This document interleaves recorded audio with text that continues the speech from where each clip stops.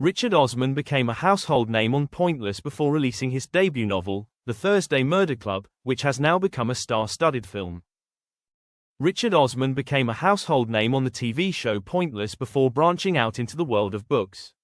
His debut novel, The Thursday Murder Club, became an instant bestseller when it was released in 2020. The rights for a film version were subsequently snapped up by Steven Spielberg's Amblin Entertainment not long after. The movie, starring Pierce Brosnan, Helen Mirren, and David Tennant, releases in cinemas today before arriving on Netflix next week.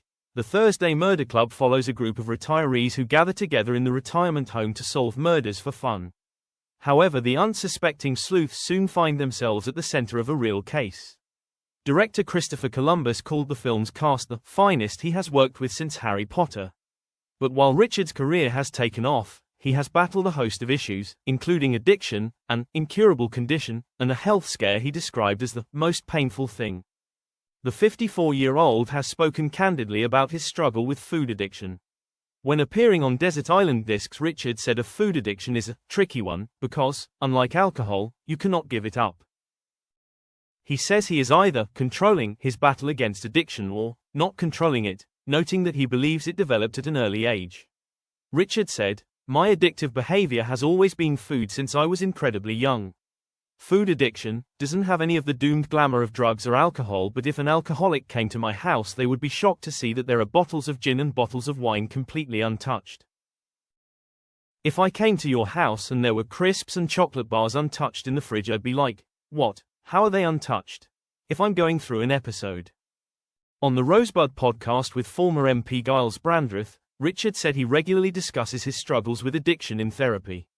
He added, "I talk to Bruce, Richard's therapist, about it all the time, and he says, well, you're always going to be an addict. You can't stop being one, because you started when you were 9. You're not suddenly going to not be one." Richard, from Billericay in Essex, was born with an incurable eye condition that he says is like being in fog at all times.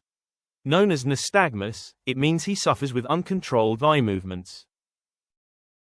When appearing on BBC Radio 4, Richard explained the world appears in soft focus. He says it means he has to constantly move from left to right, and even struggles with reading autocues when on Richard Osman's House of Games. He said, "I see the world as if I was driving in dense fog, although I can't drive. I can see that there are things there, but everything is blurred. Nothing has sharp definition. Lights have huge halos that blind you. I've had it since birth, so that's all I know." Richard said his inability to read the blackboard at school honed his listening skills to an unbelievably good level.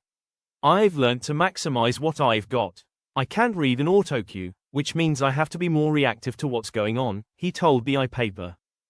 Earlier this year, Richard revealed he was rushed to hospital for emergency surgery after being struck by severe pain in the night. Richard was taken to Charing Cross Hospital, where it was discovered he had kidney stones. Sharing details of his frightening episode on the Rest is Entertainment podcast, Richard said, "I've had quite the week of it. I woke up the other night in pain and I had a kidney stone. It is the single most painful thing that has ever happened to me. The doctors kept saying it's more painful than childbirth, but I'm not sure I can buy that." In spite of the agony, Richard heaped praises on the medical team. "It was unbelievably painful, but thank you to everyone at Charing Cross Hospital who was so great. I was having liquid morphine and it didn't touch the sides." Post-surgery, he was counseled by medics to drink more water to help prevent stones in the future, a piece of advice H is eager to heed. "That I can do, no major lifestyle changes, just drink more water."